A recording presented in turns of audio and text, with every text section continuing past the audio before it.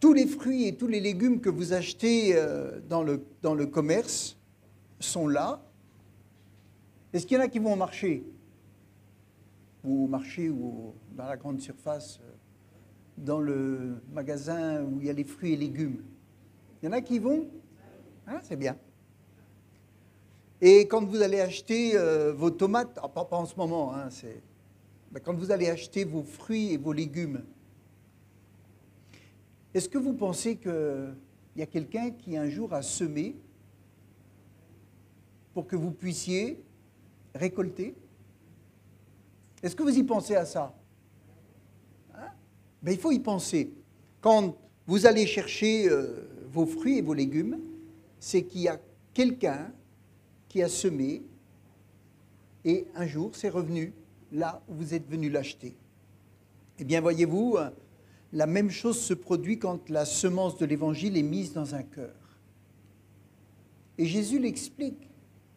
Il prend des exemples de ce qui se passe sur la terre pour dire que les mêmes choses se passent dans le royaume de Dieu. Pour qu'elles poussent, il faut des conditions qui soient réunies. Et si vous avez des semailles dans un sachet, il ne se passera rien. D'accord? Si elles sont au bon endroit, dans la terre, et que le climat est favorable, elles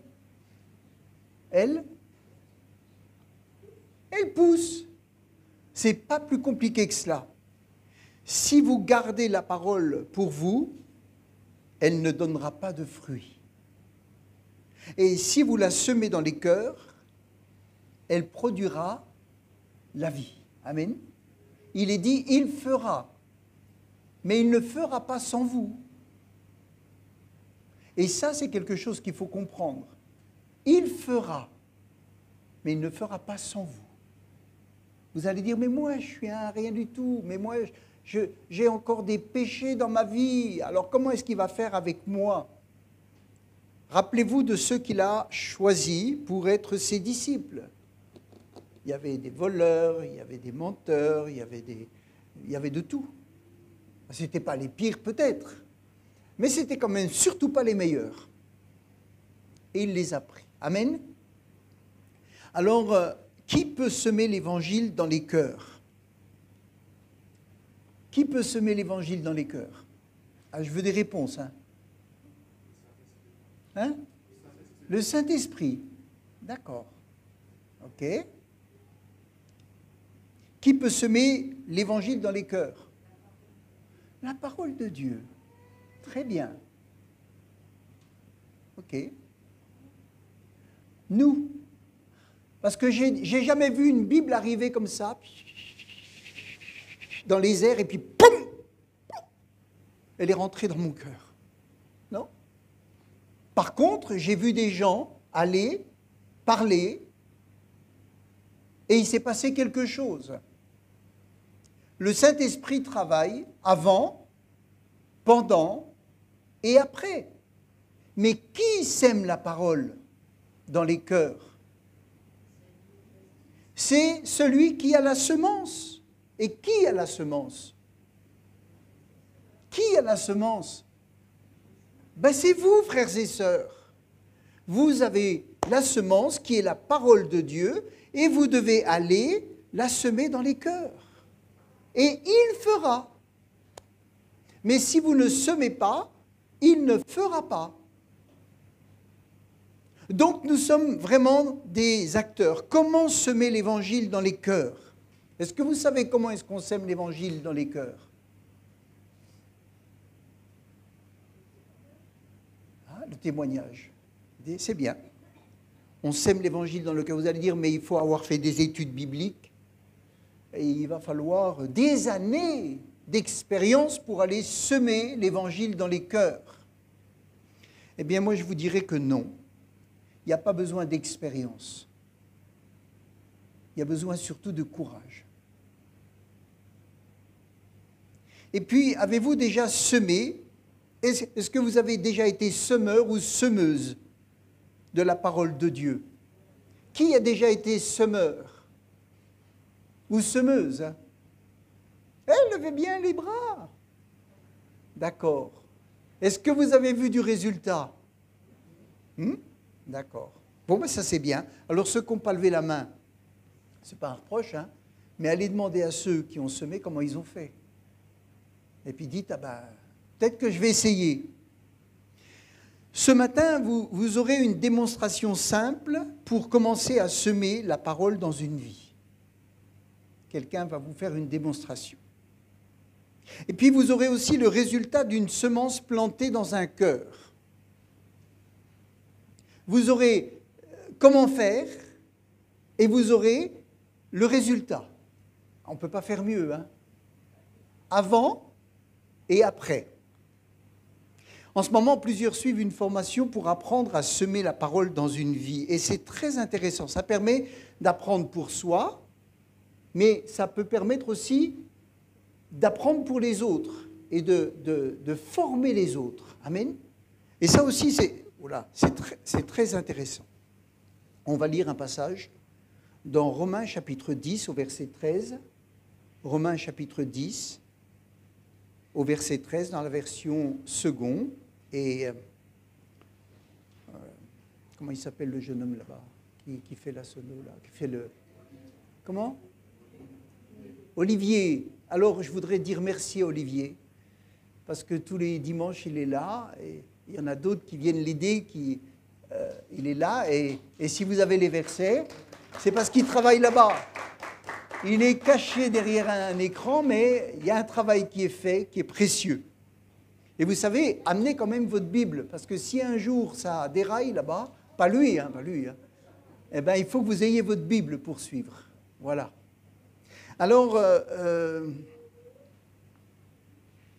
donc, il y a une formation qui est faite en ce moment. Vous avez tous été conviés à la faire. Certains ont pu, d'autres non. Voilà, c'est ça. Et ça dure en gros 8 heures. Et on apprend comment semer la parole de Dieu dans un cœur. Amen. On va lire Romains 10, verset 13. Il est dit, car, c'est peut-être moi qui suis un peu trop, car quiconque invoquera le nom du Seigneur sera sauvé. On est d'accord? Alors pourquoi ils n'invoquent pas le nom du Seigneur, les gens de Dole? La ville de Dole, pourquoi elle n'invoque pas le nom du Seigneur? Ils ont des cœurs durs. C'est ça? Comment donc invoqueront-ils celui en qui ils n'ont pas cru? Ah, c'est des incrédules. C'est pour ça. Les gens de Dole sont des incrédules. Oh, excusez-moi, ça va être filmé. Une question. Pourquoi y a-t-il si peu de conversions? Expliquez-moi la raison. Pourquoi y a-t-il si peu de conversions? Serait-ce parce que les gens n'ont pas cru? C'est pour ça? C'est parce qu'ils n'ont pas cru qu'il n'y a pas de conversion? Alors non, c'est pourquoi? J'entends parce qu'on n'a pas parlé. Oui, ils n'ont pas cru, mais pourquoi? Eh bien, lisons la suite du verset. Peut-être que vous l'avez, non? Ah, elle ne l'a pas mis, c'est bien. Et comment donc invoqueront-ils ou comment croiront-ils en celui qu'ils n'ont pas entendu, dont celui qu'ils n'ont pas entendu parler? Et comment en entendraient-ils parler si personne prêche? Amen. Vous avez dit c'est les prédicateurs qui prêchent. Non, vous prêchez l'évangile. Amen. Et comment y aura-t-il des prédicateurs s'ils ne sont pas envoyés? Mais qui les envoie? Qui envoie les prédicateurs? Qui les envoie? Hein? C'est Dieu? D'accord. Mais vous étiez bavard avant la réunion. Vous êtes beaucoup moins bavard quand il faut prier. Et puis quand il faut répondre aux questions, vous dites, si jamais je me trompe, c'est la honte. Mais je voudrais vous dire que Jésus, il a dit, allez par tout le monde, annoncer la bonne nouvelle à toute la création. Et qui a reçu cette parole? le grand pasteur ou le grand évangéliste. Non, c'est vous tous qui avez une Bible. Vous avez lu, entendu et reçu cette parole d'aller. Et si vous êtes timide, vous avez reçu une parole, vous serez mes témoins et je vous baptiserai du Saint-Esprit pour que vous soyez mes témoins. Amen. Alors, certains, il est dit après, certains n'ont pas obéi à la bonne nouvelle, mais d'autres ont reçu. Et je voudrais vous faire écouter le témoignage d'une jeune fille. Voilà, je pense qu'elle a tremblé toute la nuit. Son nom, vous ne la connaissez peut-être pas, vous l'avez déjà vu quelques fois. Elle s'appelle Laurie. Et j'ai cherché, qu'est-ce que veut dire Laurie? Couronnée de laurier. Alors vous allez avoir une jeune fille qui va venir ici, elle est couronnée de laurier. Mais je dois dire qu'elle ne doit pas se reposer sur ses lauriers. Hein? Elle représente son compagnon, absent ce matin, il est au travail. Et vous savez pourquoi il est au travail? Comment il s'appelle son compagnon? Est-ce que vous le savez? Esteban. Et vous savez qu'est-ce que c'est son travail? Il est footballeur. Et vous savez ce qu'il fait aujourd'hui? Eh bien, il essaye de faire gagner l'équipe de Dole. Il leur manque, je crois, 3 points pour passer à la division supérieure. Est-ce que vous voulez que l'équipe de Dole passe? Oui ou non? Oui. Et vous savez pourquoi? Parce que dans cette équipe, il y a 2 chrétiens. Et les 2 viennent à l'église. Amen. Et ces 2 chrétiens, le but, c'est qu'ils annoncent l'évangile. Pour que l'équipe de Dole soit une équipe chrétienne. Amen. Et que l'évangile, quand ils sont dans les vidéos, eh ben, comment il s'appelle le grand là, qui a une barbe? Giroud. Il s'expose avec des livres chrétiens.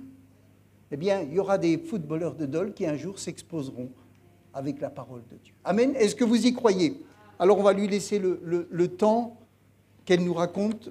Eh bien, pourquoi? Eh bien, le Seigneur a béni. Amen. Voilà, vas-y. Bonjour tout le monde. J'espère que vous allez bien. Alors, je ne vais pas raconter mon témoignage aujourd'hui. Ça, je le ferai plus tard quand je me ferai baptiser, je l'espère. Aujourd'hui, je vais vous raconter comment on nous a parlé du Seigneur. Moi, un jour, j'étais chez le dentiste, une grosse rage de dents. Pendant 1 semaine, des médicaments à fond, je travaillais plus rien. J'étais une loque. Et Esteban, il m'a emmené au dentiste. Mais vu qu'il y avait le Covid, il ne pouvait pas rentrer avec moi. Il m'a attendu dehors. Moi, je me fais soigner. Je sors et je le vois parler avec un monsieur. Et bon, il ne va pas vouloir que je le dise, mais je le dis, vous ne lui dites pas. Il était en pleurs. Il n'a jamais pleuré de sa vie devant moi. Ça va faire 3 ans bientôt que je suis avec, je ne l'ai jamais vu pleurer. Et là, je le vois, mais il était effondré en train de parler avec le monsieur. Et en fait, le monsieur, il s'appelle Jean-Claude, et il a sa femme qui s'appelle Annie, comme toi. Et ils sont à la retraite, et eux, ce qu'ils font, c'est qu'ils annoncent l'évangile tous les jours. Tous les jours, Jean-Claude, il se réveille le matin. Il ne sait pas où il va aller, parce qu'on habitait à Montluçon avant. Des fois, il va sur Blois, il va sur Tours, il va loin. Et il va parler aux gens. Il pose 2 questions. Il arrive devant toi, il va me demander si tu crois en Dieu et qu'est-ce que Dieu pourrait faire pour t'aider dans ta vie. Et ce jour-là, il a touché le cœur d'Esteban. Il lui a donné des petits papiers, il a pris son numéro et il lui a dit on ira à l'église ensemble dimanche si tu veux. Et du coup, en rentrant à la maison, on a lu un petit peu. On comprenait des choses, mais on ne comprenait pas tout parce qu'on s'était renseigné aussi déjà par rapport à ça. Mais on ne connaissait pas les chrétiens évangéliques, les protestants.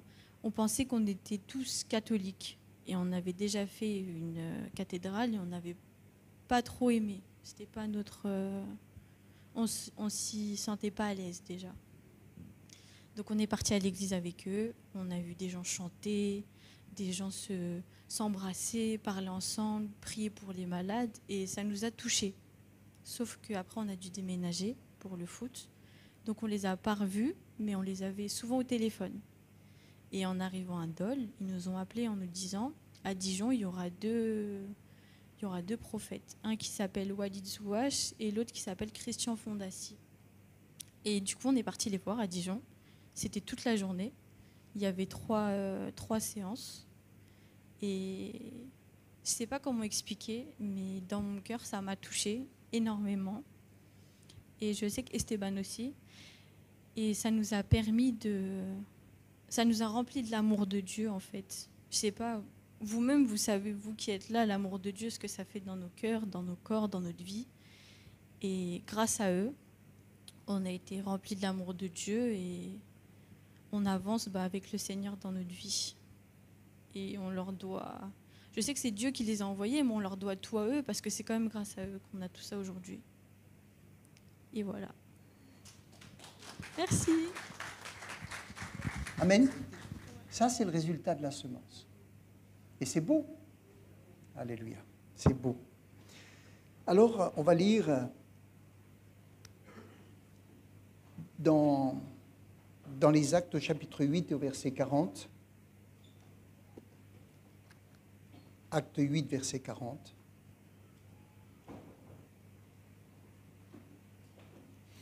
Verset 5, pardon. Acte 8, verset 5, pardon. Philippe, étant descendu dans la ville de Samarie, y prêcha le Christ. Amen. Y prêcha le Christ. Les foules tout entières étaient attentives à ce que disait Philippe lorsqu'elles apprirent et virent les miracles qu'il faisait. Car des esprits impurs sortirent de plusieurs démoniaques en poussant de grands cris, et beaucoup de paralytiques et de boiteux furent guéris. Et il y eut une grande joie dans cette ville. Amen. Qui était Philippe? Qui était Philippe? Il est dit, Philippe étant descendu dans la ville de Samarie. Alors, qui était Philippe?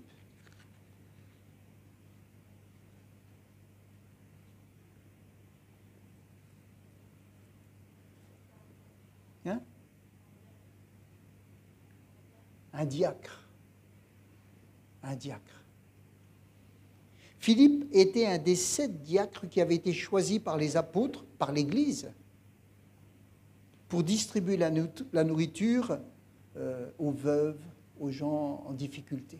Donc c'est des gens qui avaient été choisis parce qu'ils étaient remplis du Saint-Esprit, de sagesse, etc. Parce que, vous savez, quand vous commencez à faire de la distribution, ça crée des bagarres. Hein. Moi j'en veux plus, etc. Il fallait des gens sages, remplis de l'Esprit. Et cet homme, il a remplacé les pasteurs qui faisaient ça au début, et avec d'autres, eh bien, ils se sont mis à la tâche, à l'œuvre, pour faire la distribution. Et puis, il s'est dit un jour, « Waouh, je suis un peu fatigué. Je vais aller faire un voyage touristique en Samarie. Je vais prendre le dernier bus et je vais partir en Samarie pour aller me promener, prendre des vacances. » Est-ce que c'est ça qui s'est passé? Il était en bonne condition, bien reposé pour aller témoigner. Est-ce que c'est ça? Non. Vous savez pourquoi il était en Samarie?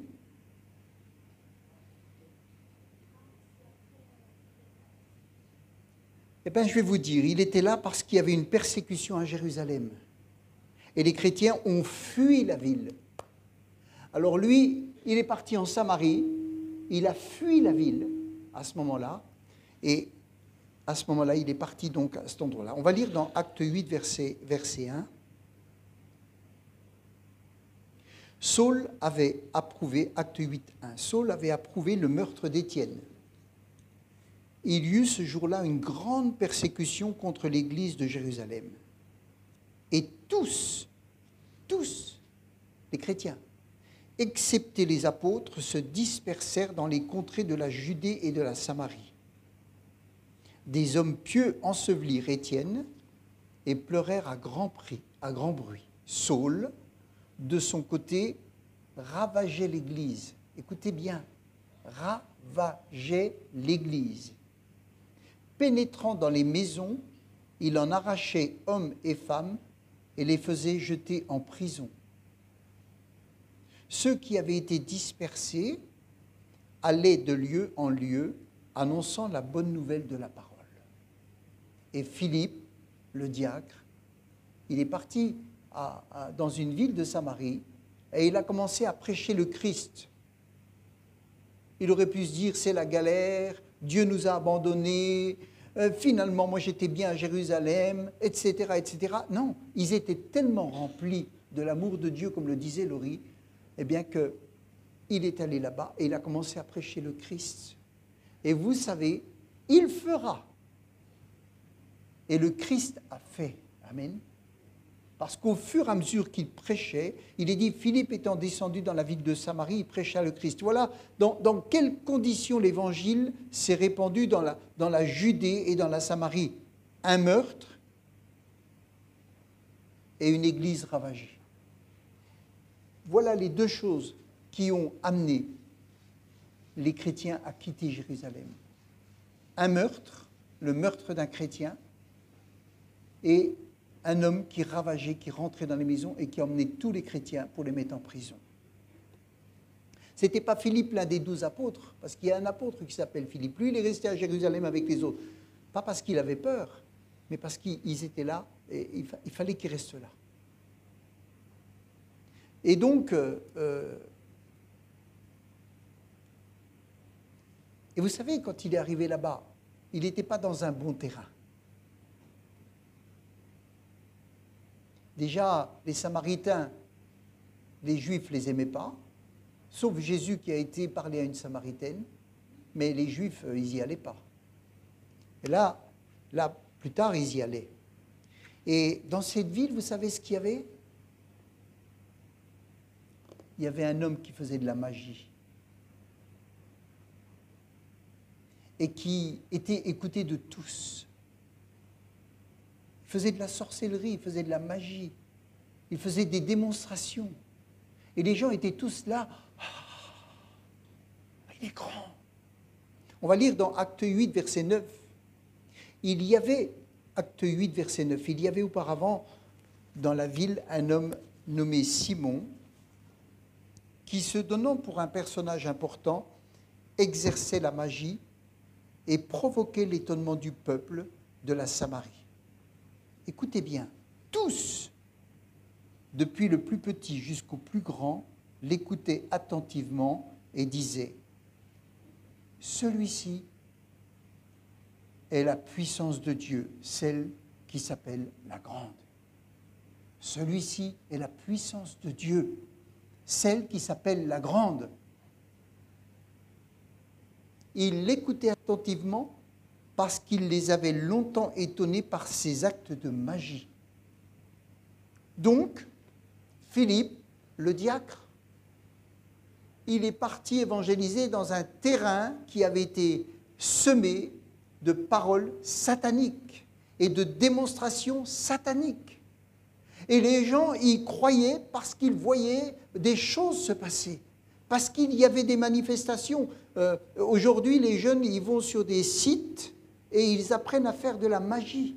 Ils apprennent, elle nous le racontait, ils apprennent à faire des tours de sorcellerie. Et ils sont tous étonnés, et ils y vont, ils y vont, ils y vont. Nous avons un magasin au centre-ville de Dole qui est tout noir avec une sorcière devant pour apprendre à faire des choses sataniques. C'est terrible. C'est terrible. Et il est allé dans cet endroit-là et il est dit, mais quand ils eurent cru à Philippe, qui leur annonçait la bonne nouvelle du royaume de Dieu et du nom de Jésus-Christ, hommes et femmes se firent baptiser. Amen. Ils ont cru à Philippe, qui leur annonçait le Christ. Et le Christ, c'était une bonne nouvelle. Amen. C'était quelque chose qui amenait la vie, la lumière, qui amenait la paix, qui amenait la guérison, qui amenait un changement dans les vies. Et ils ont vu des gens délivrés, et ils ont vu des gens guéris. Philippe a commencé à prier pour les gens qui étaient là. Et il y avait des choses merveilleuses qui se passaient. Et les gens, ils ont dit, mais waouh! Alors on avait Simon, mais là maintenant, on a Philippe. Et ce que nous dit Philippe remplit notre cœur d'amour. ce que nous disait Simon nous remplissait de quoi? De toute la puissance de Satan. Et on n'allait pas aimer notre frère en faisant ce que Simon disait. Comprenez que dans les cœurs, il y a d'autres semences qui sont semées. Les Samaritains de cette ville avaient reçu une semence satanique. Mais quand Philippe est arrivé, une autre semence a été mise dans leur cœur. Amen. Et ça, c'est une semence qui porte la vie. C'est une semence qui est plus puissante que la semence que Satan met dans les cœurs. Elle est beaucoup plus puissante parce que, eh bien, c'est la parole de Christ. Et la parole de Christ, c'est Christ ressuscité et mort pour nous. Amen.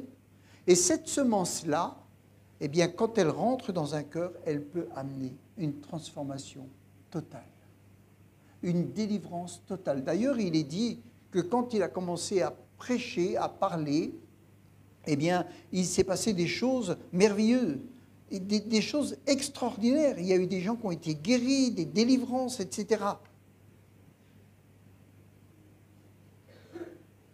Et c'était la bonne nouvelle. Une question. À qui ils ont cru avant de croire à Jésus, avant de croire à Jésus? À la parole. Il est dit, ils crurent à Philippe. Amen. L'intérêt, c'est que les gens croient en vous. Parce que vous voulez les faire croire en Dieu, mais il faut déjà qu'ils croient en vous. C'est pour ça que si vous aimez les gens, si vous avez de l'attention pour eux, si vous portez un témoignage d'amour, ces gens-là, ils vont croire en vous. Et avant de dire, mon voisin, je peux te dire que quand j'ai besoin, il est là. L'autre jour, je lui ai parlé d'une difficulté, et il m'a dit, mais t'inquiète, on va prier. Ils ont cru en Philippe. Amen. Et ensuite, ils ont cru à la parole. Et puis, voyez-vous ce qui s'est passé après? Eh bien, un peu plus loin, il est dit, parce que Philippe a fait un travail d'évangéliste. C'est le premier qu'on va appeler l'évangéliste. Mais vous savez, vous pouvez t'appeler l'évangéliste. Hein. Ah ben, l'évangéliste de la ZUP là-bas. Pourquoi évangéliste? Parce que vous évangélisez. Amen. Et il est dit, ben, lui, il a fait son travail. Il a semé la parole, il a prié pour des gens. Puis après, il est dit, au verset 14, les apôtres qui étaient à Jérusalem, ayant appris que la Samarie avait reçu la parole de Dieu, y envoyèrent Pierre et Jean. Ceux-ci, arrivés chez les Samaritains, prièrent pour eux afin qu'ils reçussent le Saint-Esprit, car il n'était encore pas descendu sur aucun d'eux. Ils avaient seulement été baptisés au nom du Seigneur Jésus. Alors Pierre et Jean leur imposèrent les mains et ils reçurent le Saint-Esprit. Amen. Les apôtres sont venus, ils ont dit, mais attends, là il s'est passé quelque chose, il y a Philippe qui a témoigné, il y a des gens qui ont été baptisés, maintenant il faut qu'ils aient un enseignement, maintenant il faut qu'on leur apporte de la nourriture solide pour qu'ils puissent grandir, il faut qu'ils reçoivent de Dieu la force, parce que ce n'est pas parce qu'ils ont reçu le Seigneur que tout est réglé. Maintenant ils vont être devant d'autres défis et il faut qu'ils soient enseignés, il faut qu'ils soient encouragés. Et il est dit au verset 25, après avoir rendu témoignage de la parole du Seigneur et après l'avoir prêché, Pierre et Jean retournèrent à Jérusalem. Qu'est-ce qu'ils ont fait? En annonçant la bonne nouvelle dans plusieurs villes de Samarie. Amen. Notre vie, c'est une vie où on ne doit pas perdre notre temps. Tous les jours, dans plein d'occasions, on peut annoncer la bonne nouvelle. Amen. On peut annoncer la bonne nouvelle. Et voyez-vous, Philippe, il est en plein réveil là. Toute la ville, Samarie, toute la Samarie, la ville. Il est en train de vivre une évangélisation de masse. Il témoigne et boum, boum, boum, boum. Il y a des gens qui sont touchés, des gens qui sont guéris, etc. Il est en train de vivre cette évangélisation, des signes, des prodiges, des miracles qui accompagnent son témoignage. Et voyez-vous, il y a un ange qui vient lui parler. Alors faites attention, hein. n'écoutez pas les anges, écoutez la parole de Dieu. Mais là, un ange vient lui parler, s'adresse à Philippe. Et puis il lui dit, tu es en train de faire un travail formidable ici, mais je te demande maintenant d'aller ailleurs. Acte 8, verset 26, il est dit un ange du Seigneur. Acte 8, 26. Alors, on va le laisser. Ah ben ça y est. Un ange du Seigneur s'adressant à Philippe lui dit, lève-toi et va du côté du midi sur le chemin qui descend de Jérusalem à Gaza. Celui qui est désert. Il se leva et partit. Et voici un Éthiopien, un eunuque, ministre de Candace, reine d'Éthiopie et surintendant de tous ses trésors, venu à Jérusalem pour adorer, s'en retournait assis sur son char et lisait le prophète Ésaïe. L'esprit, là maintenant c'est l'esprit, l'esprit dit à Philippe, avance, approche-toi de ce char. Philippe courut, entendit l'Éthiopien qui lisait le prophète Ésaïe et lui dit, comprends-tu ce que tu lis? Et voilà, le contact est là. Il quitte une évangélisation de masse pour aller faire une évangélisation personnelle d'une seule personne. Vous allez dire, mais pourquoi je dois quitter un truc qui est fort pour aller m'occuper d'une seule personne que je ne connais même pas? Voyez-vous, le gouvernement d'Éthiopie et le continent africain pouvaient être maintenant évangélisés. Parce que cet homme-là, qui était sur son char, il a reçu l'enseignement nécessaire et il ne savait pas qui était Jésus. Vous savez, l'autre jour, on parlait homme de douleur, habitué à la souffrance. Eh bien, cet homme lisait des choses et disait, mais qui est cet homme? Et Philippe va être envoyé vers lui pour lui dire, mais ça, c'est Jésus. Et il a dit, mais après une explication, il a dit, mais qu'est-ce qui empêche que j'appartienne à Jésus? Je voudrais être baptisé. Ils ont arrêté le char, ils ont trouvé de l'eau, il a baptisé. Amen. Et cet homme, voyez-vous, ça a permis bien, que cet homme rentre de là où il venait et qu'il commence à parler. Et puis Philippe évangélisa ensuite Azote et les villes de la région jusqu'à Césarée, où il habitait.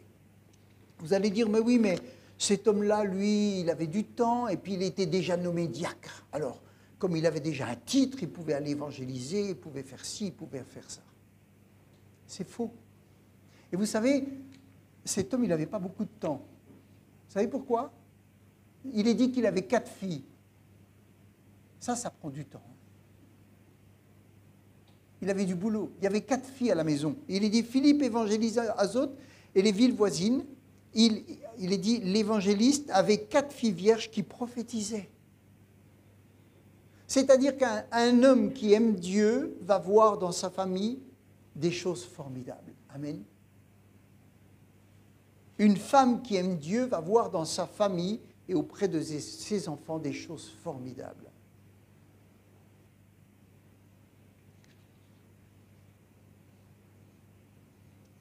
Et puis vous allez dire, oui, mais alors c'était un diacre, c'était ci, c'était ça. Mais moi, je vais vous dire autre chose. C'est qu'un jour, une petite fille, est-ce qu'il y a des petites filles dans la salle? Est-ce qu'il y a des petites filles? Pas de chance. Ah, elles sont dans la salle à côté. Est-ce qu'il y a un petit garçon dans la salle? Qui viennent ici? Allez, viens. Une petite fille ou un petit garçon, vous n'êtes pas timide à l'école. Venez là. Allez. Viens. Voilà. Venez voir. Il est dit, une petite fille en déportation va être à l'origine d'une guérison de lèpre d'un chef militaire et de sa conversion.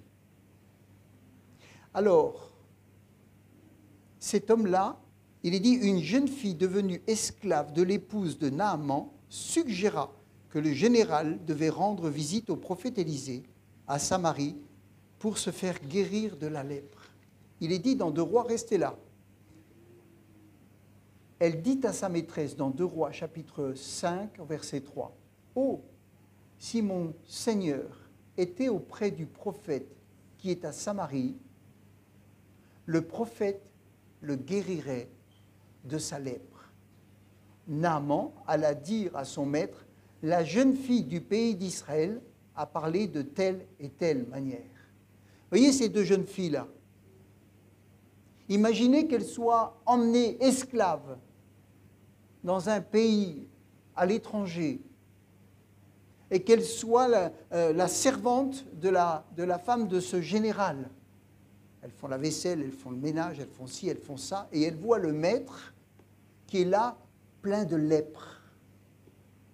Et elles se rappellent qu'elles venaient à l'église et qu'il y avait des miracles. Alors elles disent, toutes timides, vous voyez comme elles sont timides? Elles disent toutes timides, Madame, si votre mari allait voir les pasteurs ou les évangélistes ou les chrétiens, il pourrait, elle a dit, il serait guéri de sa lèpre. La femme, le soir, quand son mari est rentré, tu sais la petite fille là, celle qu'on crie dessus toute la journée là, tu sais ce qu'elle m'a dit? Que si tu allais voir le prophète Élisée, tu serais guéri de la lèpre. Voilà. Elles ont quoi comme formation? Elles savent simplement que Jésus est vivant et que Jésus guérit. Amen. Et elles ont fait ça. Elles ont parlé et c'est tout. Merci.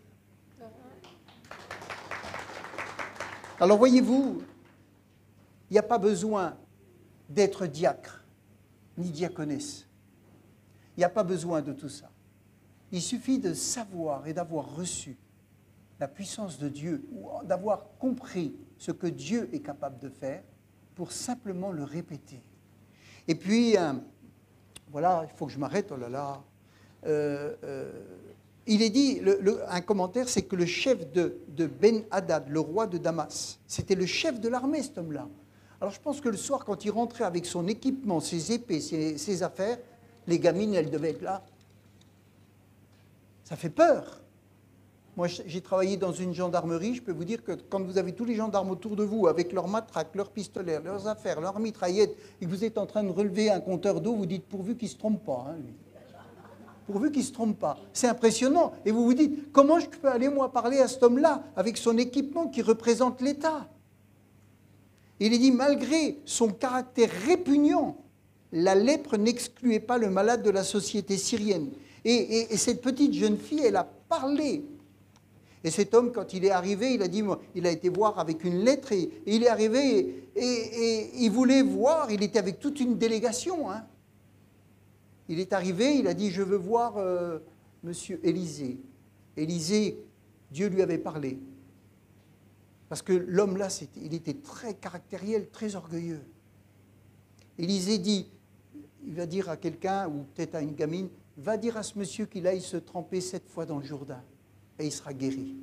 Il ne l'a même pas reçu, il n'a même pas parlé avec lui. Et l'homme s'est mis dans une colère. Oui, les fleuves de mon pays, ils peuvent faire... Il a piqué une crise de nerfs. Et les gens qui étaient avec lui lui ont dit, calme-toi. Calme-toi, s'il te plaît, calme-toi. Il t'a juste dit d'aller te mettre 7 fois dans le Jourdain. Et tu seras guéri. Ils ont réussi à le calmer, il est allé et il a été guéri. Guéri. Guéri de la lèpre.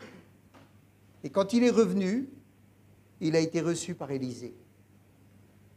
Et il a dit, voilà, moi je vais rentrer dans mon pays, je suis un homme qui doit aller avec mon maître. Il rentre dans un temple où il y a des idoles.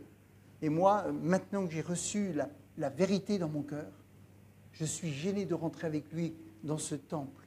Mais c'est mon métier, c'est mon métier.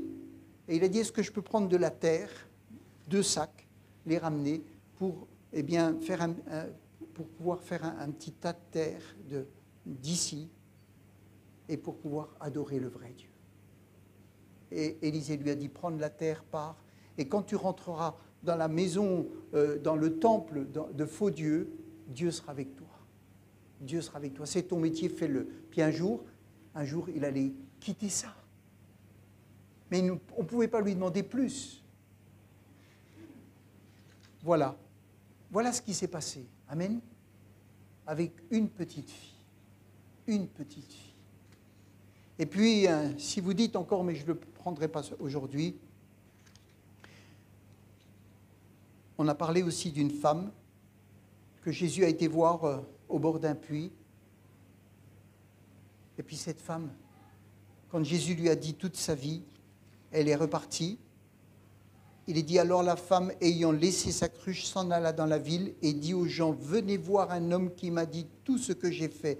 Ne serait-ce point le Christ? Ils sortirent de la ville et ils vinrent vers lui. Amen. Qu'est-ce qu'elle avait comme formation? Elle venait juste de rencontrer Jésus qui lui avait dit, je crois, c'est ça, va chercher ton mari. C'est ça? Elle a été dévoilée, son cœur a été dévoilé, elle a compris. Et elle est partie dans le village et elle a parlé à tout le monde. Et tous les gens sont venus. Ils ont parlé avec Jésus et ils ont dit à Jésus, est-ce que tu ne pourrais pas rester 2 jours chez nous? Et Jésus a dit, ok, je reste 2 jours. Et il leur a parlé, il a prié. Amen. Vous allez dire, ah, c'est beau ce qu'il dit, mais ce n'est pas pour moi. C'est beau ce qu'il dit, mais ce n'est pas pour moi. Alors, vous savez, moi je dis, Seigneur, aide-moi, aide-moi, aide-moi, parce que je ne sais pas des fois comment il faut faire. Et là, voilà, je vais vous dire ce que j'ai. Excusez-moi, je vais le chercher dans ma poche. C'est quoi ça? Une petite graine. Oh, elle est grande celle-là. Il y en a des toutes petites, hein, mais celle-là, c'est déjà une géante. Ça, vous l'avez reçu. D'accord? Ça, vous l'avez reçu. La semence, la parole de Dieu. Ça, c'est une petite graine. C'est une graine de potiron. Ceux qui aiment faire de la soupe, ici, vous avez plein de soupe. Quand vous regardez ça, puis qu'on vous dit, vous avez plein de soupe, vous dites, il est fou. Mais là, vous avez de la soupe. Plein. Plusieurs. Vous les coupez, vous mettez ça, vous avez des soupes. Vous pouvez faire une soupe populaire, là, pour toute la ville de Dole. Alors, voyez cette graine, si je la laisse là, et que vous revenez dans 1 an, elle sera comme ça. D'accord? Il fera. Merci Seigneur, tu feras, tu feras, tu feras. Ah, merci Seigneur, tu feras. Je vais jeûner. Tu feras. Vous revenez, la graine, elle sera toujours là. Et ce ne sera rien passé. Pourtant, cette graine, vous voyez, en elle, elle a la vie. Elle a la vie. Mais il ne se passera rien. Maintenant, j'ai la graine. Et là, j'ai quoi? C'est quoi la terre? C'est quoi ça? Hein? J'entends pas. Ça, c'est un cœur. C'est un homme ou une femme. Vous mettez ça là. Vous semez la parole dans un cœur, puis vous attendez. Hein? Ah, il faut arroser. Voilà, vous attendez.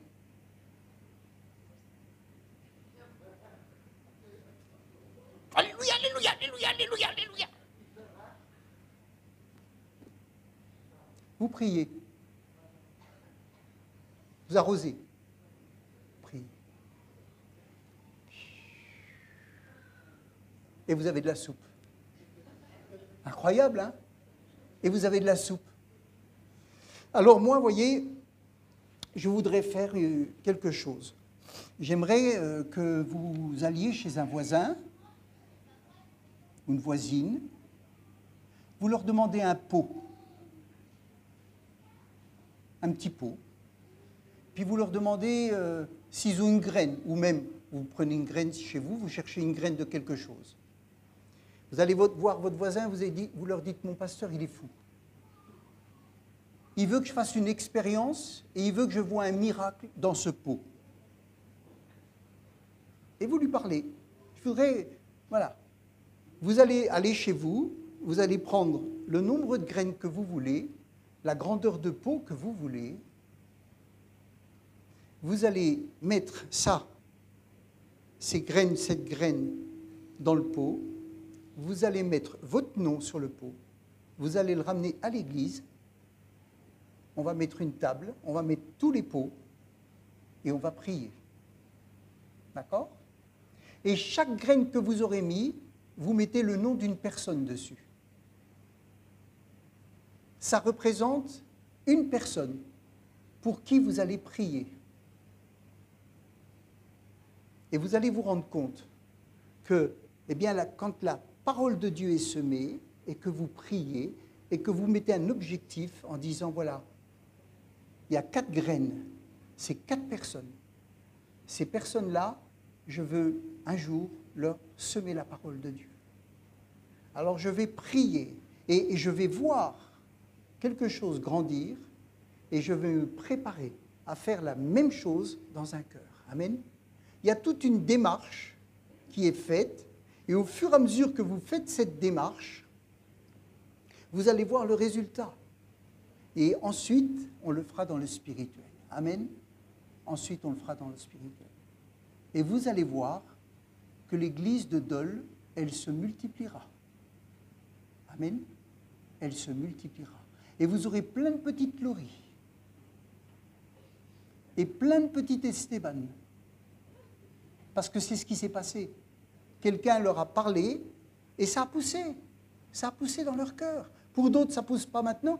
La sœur nous disait hier qu'elle a témoigné à une femme il y a plusieurs années et que cette femme, c'est une femme qui est podologue dans une ville pas loin de Dole, ni à Beaune. Et puis, elle lui a parlé. Et la sœur, elle a été guérie. Avant, elle marchait avec des cannes. Aujourd'hui, elle marche sans canne. Et cette femme, elle lui a téléphoné, je crois, il y a 2 jours. Une semaine, voilà. Une semaine, elle lui a téléphoné, parce qu'elle va de temps en temps se faire soigner les pieds. Et une semaine, elle lui a téléphoné, elle a dit, écoutez, ma mère est gravement malade, elle a un cancer, et je voudrais bien que vous priez pour elle. Et la sœur, elle est venue samedi matin à la réunion de prière, elle a dit, moi je viens, parce que j'ai quelqu'un qui m'a demandé de prier pour sa maman. Mais il y a eu un jour une semence qui a été plantée. Amen.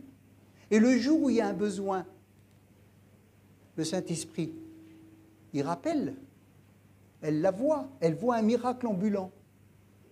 Chaque fois qu'elle va, elle dit « Waouh, ça c'est un miracle, hein, parce que je sais comment elle était avant. Elle m'a dit que c'est Dieu qui l'a guérie. » Et là, elle a besoin. Amen. Et la prière est là. La puissance de Dieu est là. Alors les enfants, vous allez aller voir vos voisins à l'école. Vous leur dites « Je veux un petit pot parce que je vais faire une expérience. » Et puis vous allez l'amener, on va prier. Amen. Et au fur et à mesure, vous allez voir des graines sortir. Et chaque graine, elle aura un nom. Et vous pourrez dire, Seigneur, maintenant, je vais semer la parole et je vais prier. Et le reste, c'est toi qui le fais. Amen. Le reste, c'est toi qui le fais. Est-ce que vous connaissez des gens qui sont malades autour de vous? Des gens qui sont dans la dépression? Des gens qui sont dans la galère? Est-ce que vous leur avez parlé de Jésus?